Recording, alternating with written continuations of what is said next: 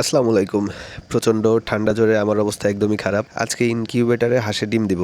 প্রথমে ট্রেগুলো ভালোভাবে ধুয়ে জীবাণুমুক্ত করে নিয়েছি। এরপর ইনকিউবেটরে লাইন দিয়ে চেক করে নিলাম। সব কিছুই ঠিক আছে আলহামদুলিল্লাহ।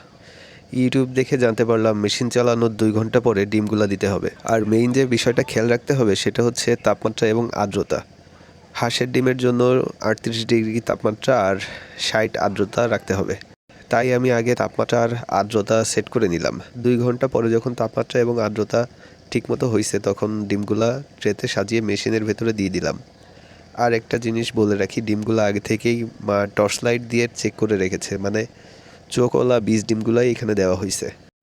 এই ইনকিউবেটরটা সম্পূর্ণ অটোমেটিক সিস্টেম, তাই ডিম দেওয়ার পর আমার আপাতত আর কোনো কাজ নাই। হাঁসের ডিম ফুটাতে সাধারণত 28 দিন সময় লাগে, তাই 25 দিনের মাথায় ডিমগুলো নিচের লাল ট্রেতে নামিয়ে দিতে হবে। ইনকিউবেটরের ব্যবহার পদ্ধতি নিয়ে পরে একটা ডিটেলস ভিডিও দিব। আপাতত 120টা ডিম নিয়ে পরীক্ষা করে দেখা যাক কী পরিমাণ বাচ্চা পাওয়া যায়। সবাই দোয়া করবেন। আল্লাহ হাফেজ।